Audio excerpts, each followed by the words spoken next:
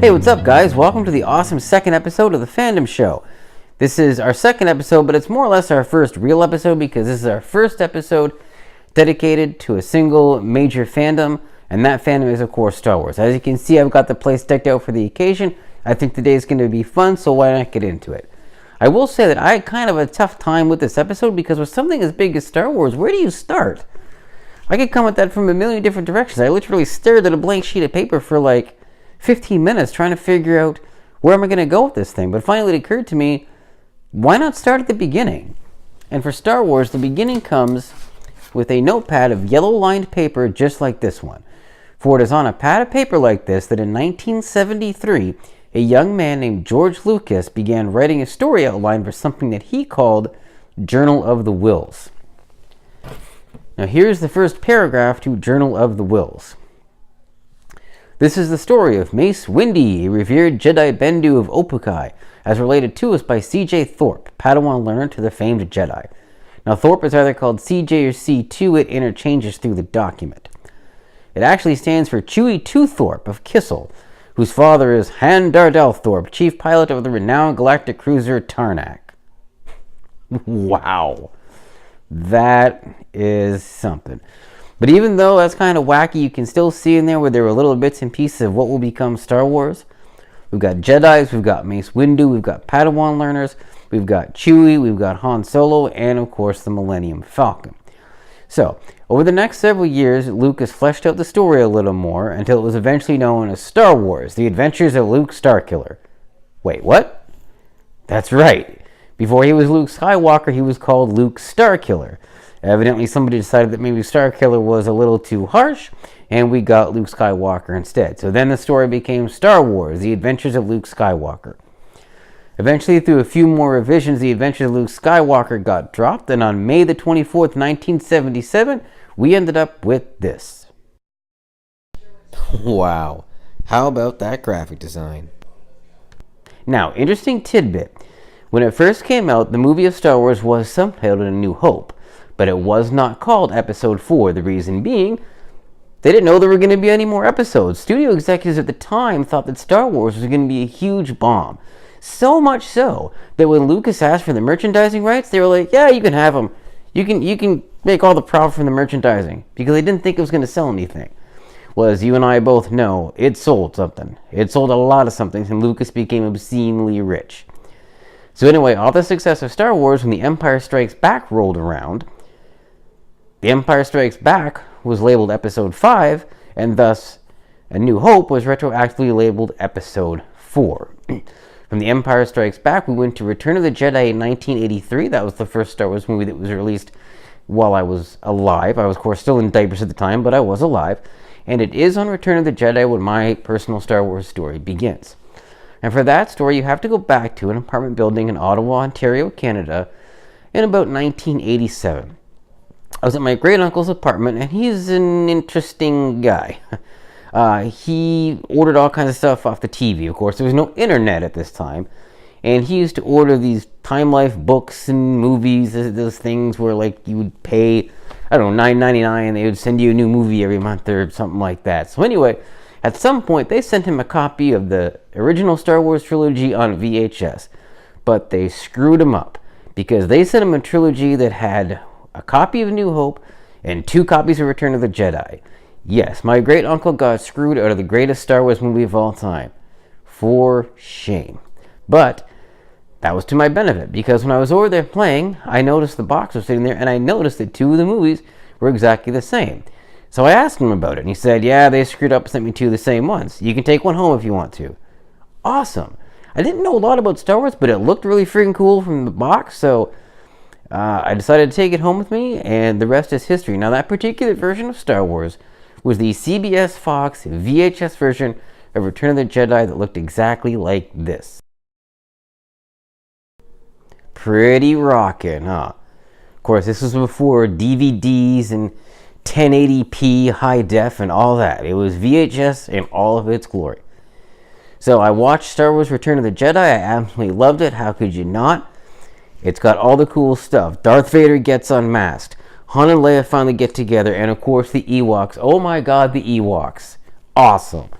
I watched that movie I don't know how many times. I probably must have watched that 10 times before I even watched the first two Star Wars movies. I didn't get a chance to see them until they re-released the original Star Wars movies around 1995, at which time I finally completed my VHS trilogy of the original 3 Star Wars movies. The Star Wars hype began to creep up in the mid-1990s because two major things happened. Number one, George Lucas went back to his original pad of yellow-lined paper and began writing the script for Star Wars Episode 1. I guess between 1973 and 1994, when he started writing again, this pad had lost its good luck streak, but more on that in a little bit. Another thing that happened in the mid-90s to bring Star Wars fandom back to the mainstream is that we got the special editions. Now I know, very contentious, and I'm actually going to do a separate episode about that whole controversy, so we're going to get there. Hang on. But in the case of this episode, I mentioned the special editions because for myself and another generation of young people, it was the first time that any of us had got to do something really, really cool. We got to see Star Wars in the theaters. Yes, up to this time, remember, Return of the Jedi had come out in 1983, and from then up until 1999, which is a period of 16 years, there were no new Star Wars movies in the theaters. So when those special editions hit the theaters when I was in high school, I was so pumped. Let me tell you something right now. I'm sure most of you watching know this, but it never stops being true. You've got to experience Star Wars in a theater. I know we've got like 78-inch TVs now and awesome sound systems and the whole shebang, but there is still nothing like watching a Star Wars movie in a movie theater with the big, big screen, the massive sound. It has to be experienced. So after we got past the special editions, the hype started to build for Episode 1, The Phantom Menace. Ah yes, such innocent times, before anyone had ever heard the name Jar Jar Binks. Now, of course, Episode 1 was probably the most infamous of all the Star Wars movies, and not just because of Jar Jar Binks, so we're going to get into that in a different episode. But before it came out, the hype around Star Wars Episode 1 was unfreaking real. It just blew my 18-year-old mind. You had to remember, it had been 16 years since we'd gotten a Star Wars movie, and people were ready. How ready? Check out some of this insanity. The summer before the movie came out, in 1998, we started getting the advanced trailers for Phantom Menace. Now, back then, we didn't have YouTube to go on and check out the trailer. The only way to see a trailer was to go to a movie and watch the trailer before you saw the movie. So when the Episode 1 trailer first got released, there were dozens of reports of people who would go to the movies, pay full price for a ticket, wait for the Episode 1 trailer to play, and then walk out when it was over. Yeah, they didn't even want to stay for the movie. They paid $8.25 just to see that trailer. Wow. Another big thing about Phantom Menace were the lines. Oh my God, the lines. People started lining up for this thing probably about 3 weeks before it came out. Like, take a look at this. Not that this was new to Star Wars movies. People have been lining up for Star Wars movies pretty much since the beginning. Here's a photo of some people lining up for Empire Strikes Back way back in 1980. And check out those hairstyles. And of course, there were no shortage of huge lines for The Force Awakens when that dropped a few years back as well. But the hype for Episode 1 was phenomenal. It was really something to see, and I wish there were more records of it, but it was just an amazing time to be alive as a Star Wars fan. And man, I remember when Episode 1 came out, there was a ton of hype. Episode 1 remains the only Star Wars movie that I've seen in theaters 3 different times. Okay, I did not plan to. The first time that I went to see it, I went to see it with my dad, and that was a lot of fun. Really good bonding experience. It's just a really fun time with my dad to see that movie. Then after that, one of my friends wanted to see it, so I saw it again a week later. Then 2 weeks later, another one of my buddies wanted to see it. He offered to pay for the tickets. I mean, hey, free Star Wars. Who turns that down? I mean, come on. So, I mean, yeah, Episode 1, I tried so hard to love it. I to this day, there's a few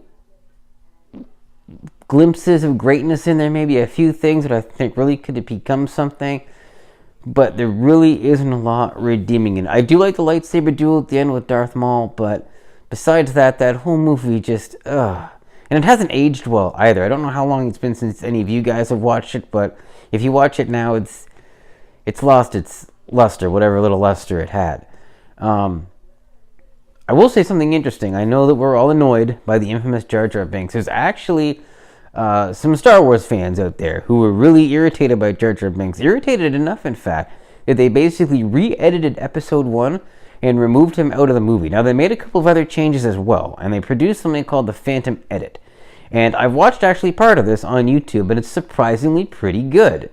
I mean, it's still Episode 1, so it's not like spectacular, but it's surprisingly pretty good. So if if you're bored one day, just want to maybe check out some Star Wars stuff you haven't seen before, do a search for the Phantom Edit and check it out. I think you'll actually be a little bit surprised about what you'll see. Seriously, it even had its own box art, which was surprisingly really good. When the Star Wars movies came out in the early 2000s, the prequel trilogy as it were, I set myself a goal of wanting to see a Star Wars movie on opening night. I came so close for Revenge of the Sith, but I just couldn't make it happen. I was in college at the time, stuff was going on. I had made initial plans to do it, and then just stuff got in the way and it didn't happen. And I was, so close. Because at the time, Lucas had said, yeah, I'm going to make these 3 movies, and after that, who knows? So I'm like, dude, I might have blown my last chance to see a Star Wars movie on opening night. Now, the fandom god smiled on me, and when Force Awakens came out in 2015, I got to fulfill my dream of seeing Star Wars on an opening night, which was seriously hype. I enjoyed the heck out of that, and it was just entirely too much fun. So, I did it. It took me a while, but I did it.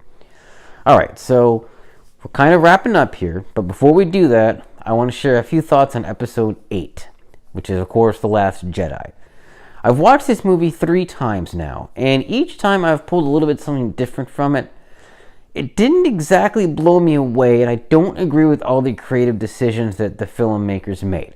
But I'm reserving my full judgment on it until Episode 9 comes out, simply because Episode 8 is the middle part of a 3-part story, and we don't know the 3rd part yet. So it's kind of hard to figure out how the first 2 parts fit together without having that 3rd part. So while I'm kind of middle of the road right now in Episode 8, I'm going to wait till Episode 9 comes out before I really develop a final opinion on 8, once I know how everything fits together. So we'll see how that goes. Speaking of Episode 9, here are 3 things that I would like to see in the next Star Wars episode. Number 1, Kylo Ren goes down. Now, I know that might seem kind of dumb because you'd be thinking, well, of course that's going to happen. It's the final movie. He's set up as the bad guy's got to go down. But I mean, like, go down. Get killed, go down, gone, never to return. No Darth Vader retribution storyline. No crazy turning to the light side of the Force at the last minute. No. Kylo Ren's got to go down and burn in flames. I'm sorry, but that's the only fitting end for this guy. Number 2, the return of Luke Skywalker. Okay, first of all, I love Luke Skywalker. Second of all, if Obi-Wan Kenobi can die and come back as a Jedi for 2 freaking movies, certainly Luke Skywalker can do it for 1. I'm sorry, get Mark Hamill on this. Episode 9 needs some Luke Skywalker. End of story. Number 3, the destruction of the Millennium Falcon. Now I know this is going to be controversial. I know people right now are out there thinking, oh my god, did he just say that? Well, yes I did, but hear me out before you want to switch to a different YouTube channel. Okay? The whole idea behind this new Star Wars trilogy is supposed to be a passing of the torch. And as freaking cool as the Millennium Falcon is, I think that if you really want to pass the torch, the Millennium Falcon's got to get destroyed. Because it's part of the old Star Wars, we need to transition to a new Star Wars. Now, by all means, before it gets destroyed, give Rey and the crew a new ship, a better ship, and set up something for what will more than likely be yet another trilogy of movies coming before too long. But I do think it's time to say goodbye to the Millennium Falcon. I do kind of think that would be a fun twist, because I'd be willing to bet that not a lot of fans are anticipating that. So we'll see if I get my wish, but those are my big 3 for Episode 9. So that's all the time we have to explore the Star Wars universe for today. For our next Star Wars episode, I'm going to be shifting gears a little bit. We're going to be looking at Star Wars video games. There's been a lot of them, so I think that's going to be a fun time. Our next episode of the Fandom Show is going to drop in a couple weeks' time, and we're going to be shifting gears away from Star Wars and going to one of my favorite superheroes, Batman. Until then, This is the Fandom Show signing off and reminding you to let the Wookiee win.